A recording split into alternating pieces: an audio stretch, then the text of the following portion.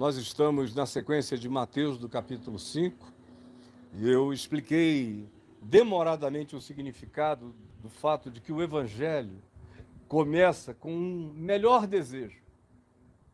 Evangelho significa boa nova, boa nova.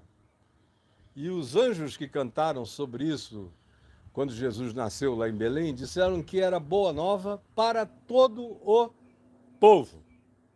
Não para os eleitos presbiterianos, puritanos, crentes, ou depois do estelionato para os crentes do cristianismo. Não, para todo o povo, para toda a gente. O Evangelho é uma boa nova.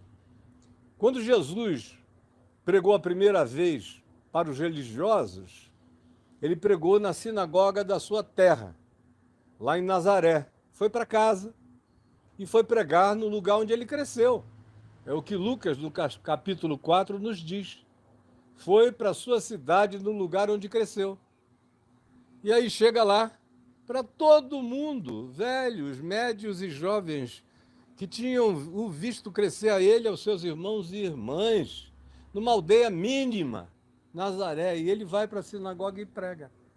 No dia em que o líder da sinagoga, o rabino local, o vê e já sabe, já ouviu a fama dele correr da Galiléia e o chama para ler a Escritura no sábado. E Jesus vai, diz o texto em Lucas, que ele procurou nos pergaminhos o pergaminho equivalente ao profeta Isaías, que na nossa Bíblia aqui é o capítulo 61.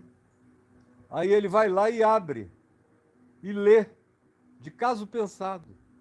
O Espírito do Senhor Deus está sobre mim, pelo que me enviou para pregar o Evangelho, ou seja, boas novas aos pobres.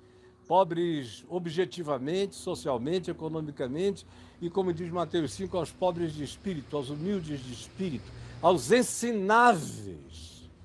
Eu vim ensinar a boa, grande notícia, que Deus está acolhendo com graça a todos os seres humanos, que ele não leva em conta o tempo da ignorância, da idiotice, mas convida todo homem que se arrependa e dê lugar à boa nova. Permita que os seus olhos sejam abertos e você saia dessa cegueira. Que os seus ouvidos sejam desentupidos e você passe a poder ouvir. Que o seu coração seja desempedrado e você passe a ter discernimento. E você entenda e aproveite o fato de que é chegado o ano aceitável, o ano significando o Zeitgeist, o tempo, o Kairos, a era, o Aeon, o que você quiser como sinônimo. É chegado o ano aceitável do Senhor. O ano aceitável do Senhor. Aí o que aconteceu? O pessoal pegou em pedras para apedrejá-lo. E levaram-no para um despenhadeiro que está lá em Nazaré até o dia de hoje, para empurrá-lo para baixo. Jesus olhando na cara daquele monte de empedernidos, de estátuas de sal e de pedra, olhando na cara deles, passou no meio deles e foi.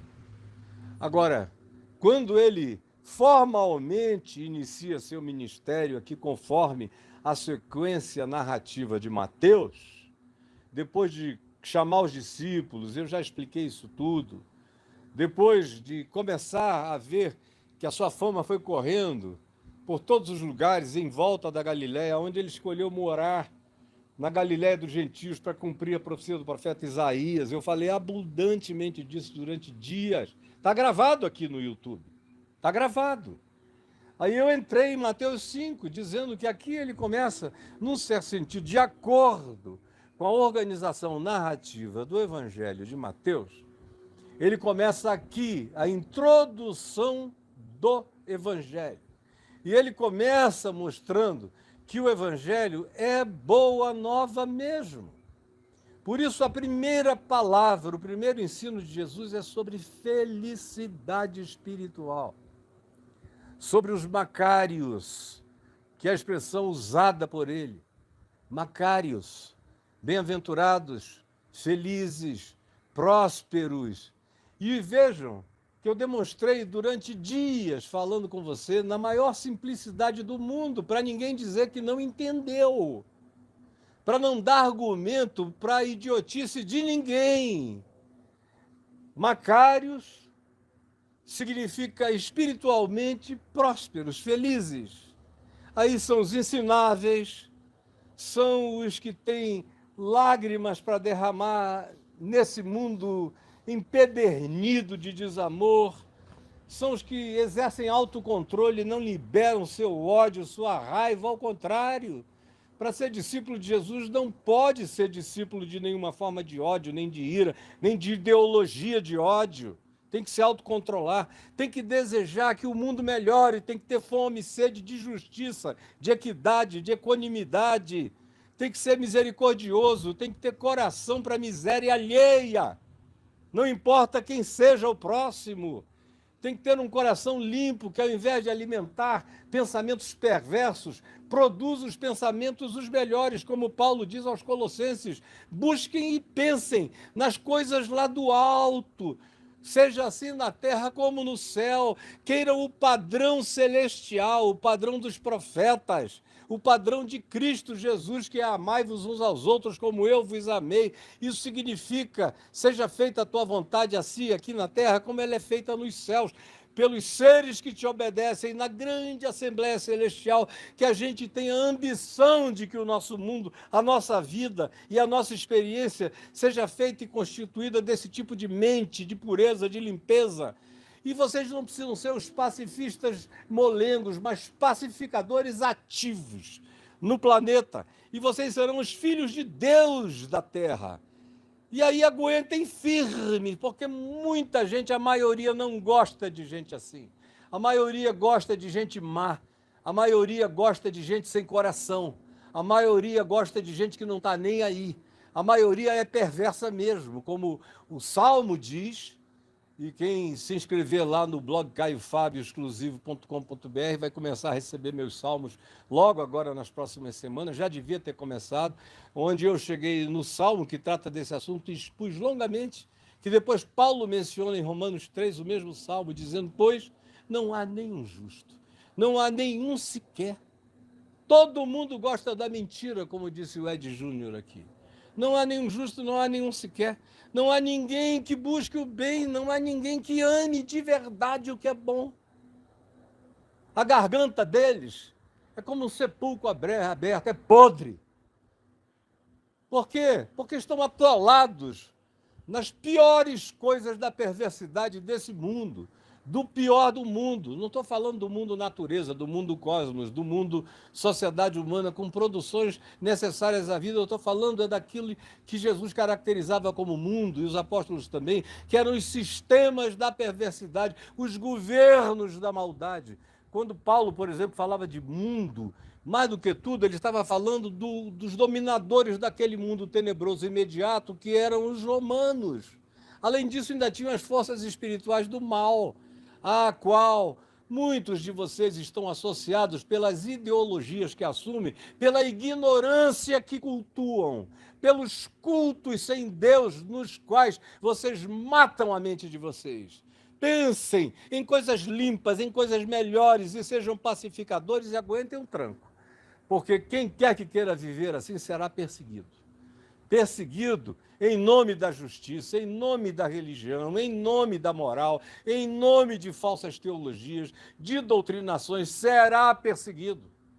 Eu sei o que eu estou falando, porque eu sei o que eu experimento, pregando só o Evangelho, e sei como você me entende, mas não quer me entender.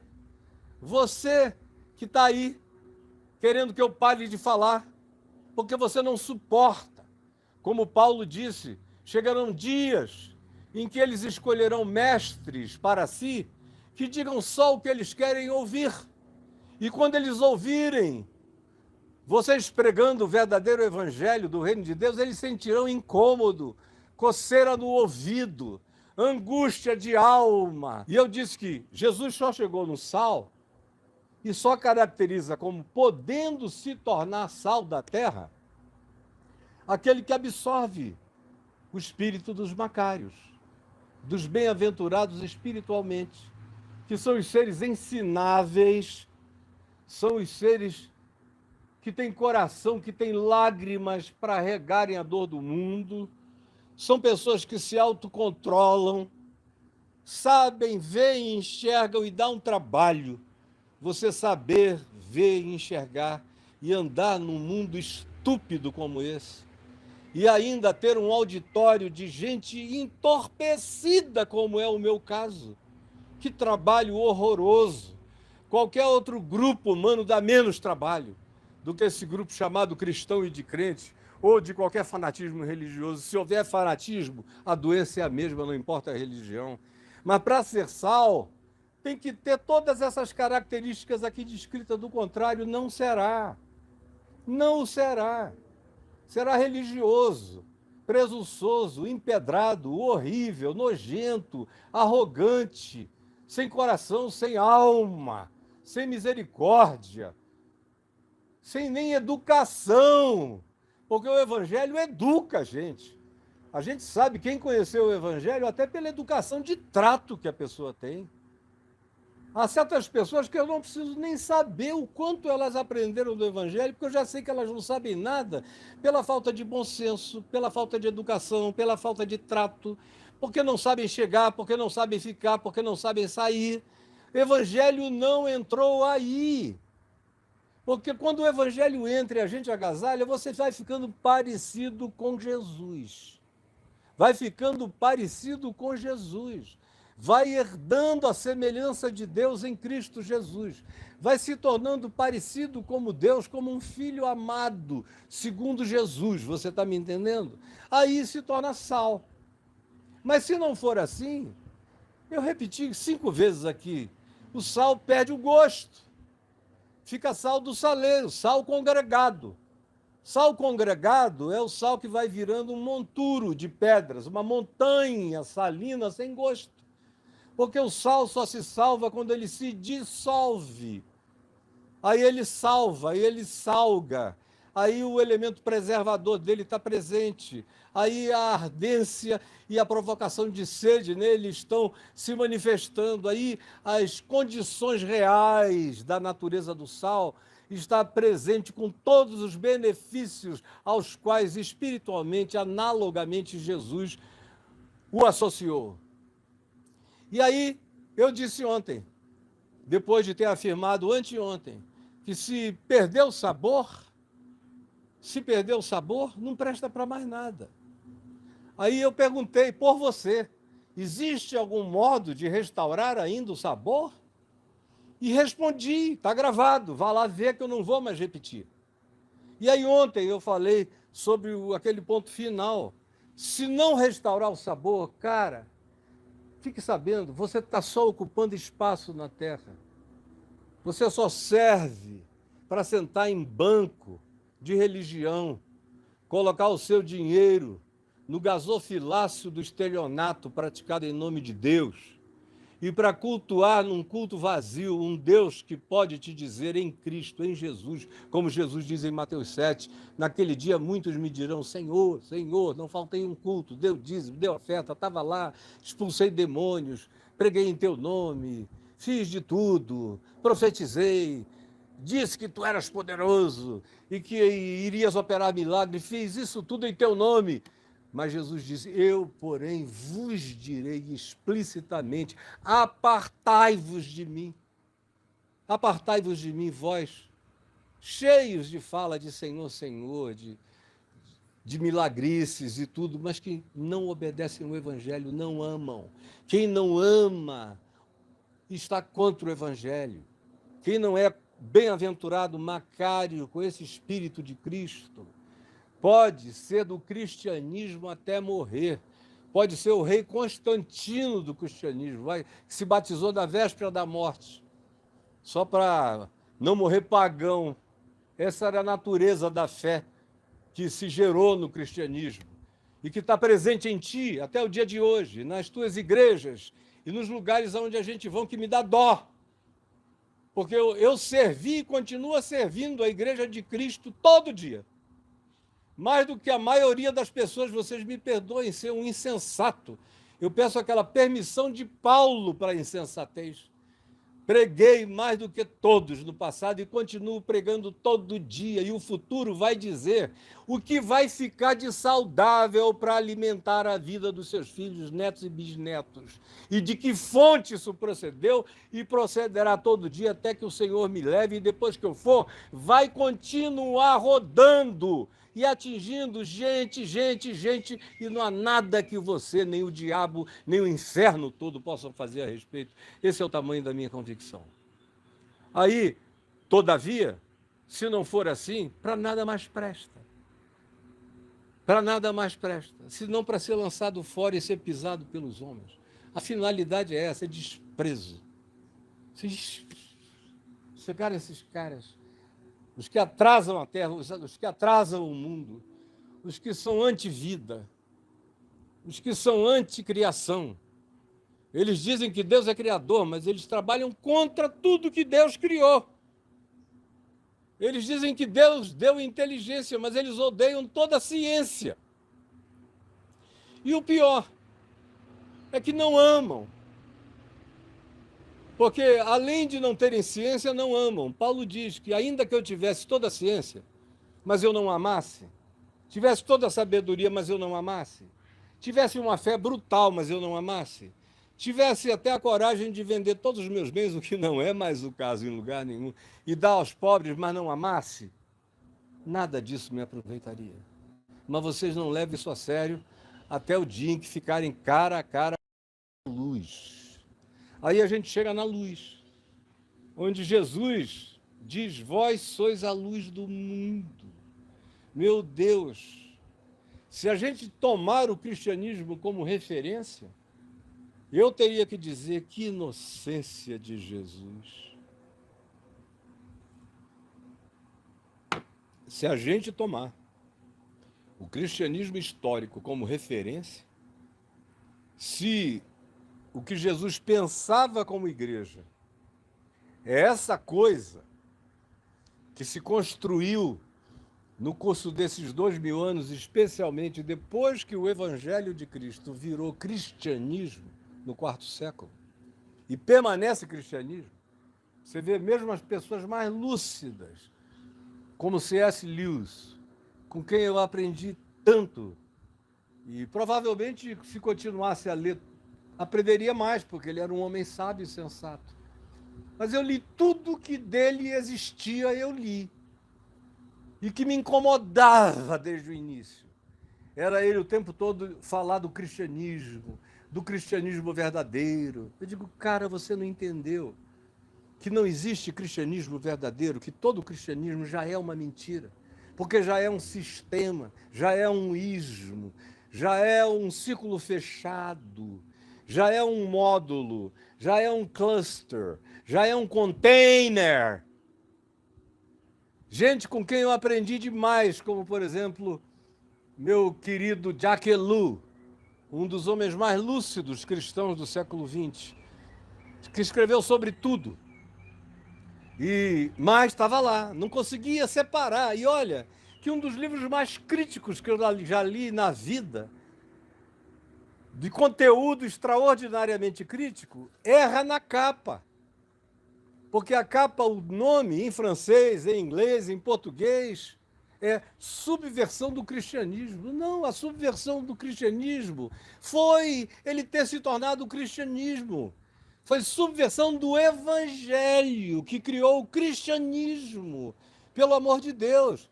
Eu vejo alguns amigos meus que são quase meus filhos na fé, que começaram a correr atrás de mim para onde eu ia pregando. Eles tinham 17, 18, 19, 20 anos, 21, estavam entrando no seminário. Aonde eu estava, lá estavam eles, ouviam todas as minhas fitas cassete, viam os meus vídeos cassete, iam nos meus congressos. E eu estou criticando essa história de cristianismo há anos. Mas eu os vejo, eu não sei se é porque não querem ficar parecidos comigo, repetem até coisas do conteúdo que eu estou ensinando a minha vida inteira. E vou ensinar até o último dia da minha vida, mas batizam isso de cristianismo. Cristianismo. Ainda querem ensinar o cristianismo puro e simples. Meu amigo John Stott, eu cheguei a dizer isso a ele pessoalmente, mano, escuta, por que cristianismo simples e nada mais se não existe isso? O que é que você vê de Jesus no cristianismo, a não ser indivíduos? Eu vejo Jesus em ti, meu amigo John, como em poucas pessoas. Eu vejo Jesus em outros, como em poucas pessoas. Mas eu nunca consegui ver os traços de Jesus no cristianismo, nem no catolicismo, nem no que do catolicismo decorreu, divisões, dos seus cismas, nem no protestantismo. Eu vejo alguns traços de Jesus em Lutero, mas não vejo tanto assim de Jesus em Lutero. Eu vejo só quando eu considero a ruptura, a coragem que ele teve de ruptura institucional, mas não de características existenciais desse Macário, humilde de espírito, isso, aquilo outro. Lutero cometeu barbaridades, inclusive fez discursos antissemitas, com ódio dos judeus, instigando o ódio aos judeus, que foi um negócio horroroso. Lutero, graças a Deus por Lutero. Agora, Lutero não parece tanto com Jesus. Calvino, o que Calvino parece com Jesus? Em quê? Quem conhece a vida de Calvino não parece nada com Jesus. Quando você lê os textos de Calvino, não tem nem o estilo doce, poético, humano, pulsante de Jesus, não tem. O que o puritanismo parece com Jesus? O que o reformismo posterior norte-americano tem de parecido com Jesus?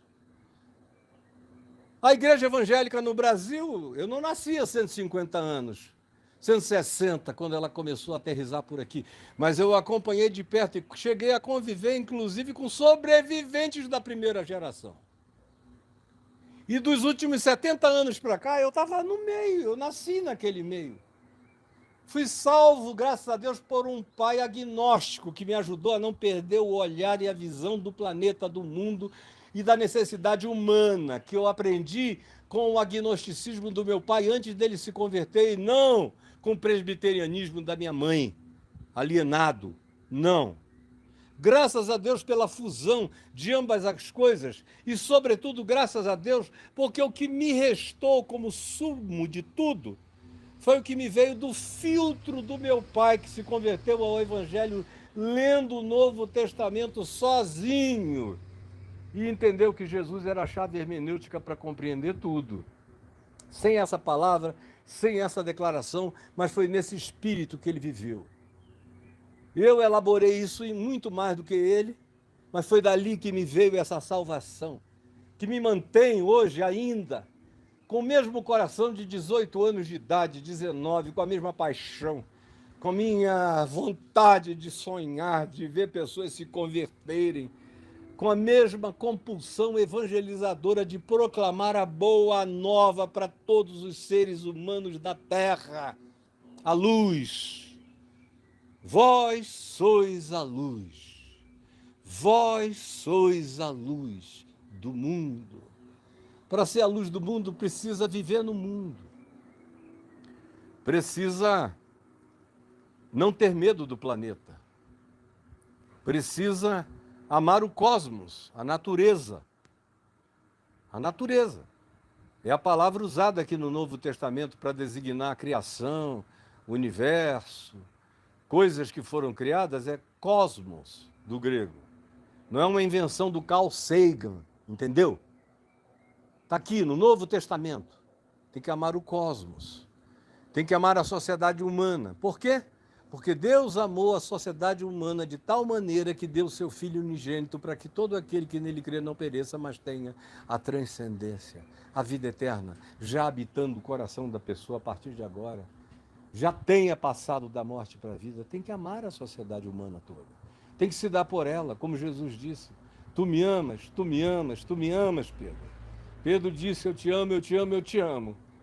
Jesus disse, então cuida dos meus cordeirinhos, porque não existe mensageiro da boa nova que não seja cheio de amor.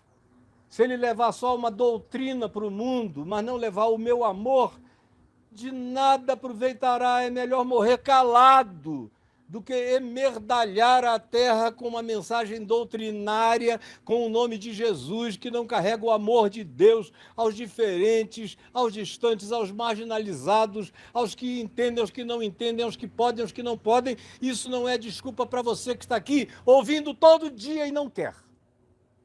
Não é. Vós sois a luz do mundo. Foi tudo que eu pedi a Deus. Eu já falei que a minha oração primordial, a vida inteira até o dia de hoje, foi: Senhor, me dá discernimento. Discernimento do Evangelho, discernimento do Espírito de Cristo no Evangelho. Porque eu quero me assemelhar a Ele, viver como Ele. Ser um Jesusinho na minha geração. E dar discernimento. Eu não quero andar no engano, jamais. A minha segunda oração mais insistente era para que o meu coração não perdesse o amor. Eu jamais perdesse o primeiro amor. E quando eu percebi que eu estava começando a perder o primeiro amor, aí nos anos 90, que eu comecei a ter que lidar com a política religiosa dos evangélicos, como presidente da Associação Evangélica Brasileira, eu senti que havia uma indisposição essencial entre a política evangélica e a manutenção do primeiro amor de Cristo no coração, a pureza daquele amor simples. E a angústia, a depressão, até o pânico que me atacou, eu tive 2 ou 3 crises de pânico naquela época, porque eu sabia que eu tinha entrado numa rota de colisão existencial contra a pureza da paixão do Evangelho do meu coração. Eu estava lidando com a mentira da média ponderada do Evangelho contra o absoluto do amor segundo Jesus. Agora, você vai ter que viver 1000 anos para entender o que eu estou dizendo isso, no estado espiritual em que você está. Tem gente aqui que entende, eu estou dizendo você na generalização, para ver se eu espanco alguns aqui, se alguns acordam. Hoje é dia de Mateus 23, é dia de entrar no templo e chamar todo mundo de hipócrita, não é possível. Vós sois a luz do mundo. Aí eu perguntei aí no texto, que está na página, luz de quê? Luz para quê? Para ser luz do mundo, eu tenho que ser Macários. Se eu não for esse Macários, sobre o que eu já repeti, cansei de repetir só nessas 2 últimas semanas, não tem sal, não existe nenhum segredo, nenhuma alquimia para produzir um crente que seja sal da terra e que não seja um Macários, vivendo segundo o espírito do caráter descrito por Jesus, que é o caráter de Cristo. Ele é que é humilde, ele é que chora pela dor, ele é que é o manso que podia acabar com a palhaçada inteira e se controlou. Ele é que é o misericordioso de todas as misericórdias, é o Pai de misericórdias. Ele é que tem a verdadeiramente limpa, e nem por causa disso ele deixa de estar com aqueles que são considerados os mais marginalizados da sociedade. Ele é o grande pacificador, ele é o construtor de pontes. Embora não seja ouvido, embora tentem destruir a todas as pontes que ele constrói, a todos os muros que ele derruba, eles refazem. E ele é o grande perseguido e que me ensina a aprender a viver contra o fluxo. Me ensina, como diz o livro do meu amigo John Stott, a ser contra a cultura nesse mundo. Me ensina a ser sal da terra. E me ensina a ser luz, dando o fruto da luz. E Paulo diz que o fruto da luz consiste em toda justiça, bondade, verdade. Pois o fruto da luz consiste em toda verdade, justiça e bondade. Pois o fruto da luz consiste em toda verdade, justiça e bondade. É só assim. E para eu dar o fruto da justiça, da verdade, da bondade, eu tenho que ser Macários. Eu tenho que ser sal da terra, dando o fruto desse gosto, desse sabor. Aí eu viro luz do mundo. Luz não fala. Luz não grita. No entanto, a luz é inquestionável. A luz é o fato dos fatos. A luz é a imposição absoluta do nosso universo, do nosso macro-universo. Nada se compara à luz e sem luz nada existiria. Nada se mantém sem luz. Todas as formas e todas as naturezas de luz. Porque existem muitas naturezas e dimensões de luz, muitas energias de luz. Aqui Jesus está falando da luz espiritual, da luz macária, da luz que nasce da candeia acesa no coração, no ser, desse beacon, dessa fogueira da eternidade, desse sol da justiça que não apaga na minha mente, na minha alma, no meu olhar. Ele diz que os meus olhos são luz, que o meu olhar ilumina, que a minha vida ilumina. Ele não diz que a luz consiste de todo discurso, a luz consiste de toda elaboração homilética e que a luz consiste de toda doutrinação. Não, a luz consiste de toda verdade, justiça e bondade.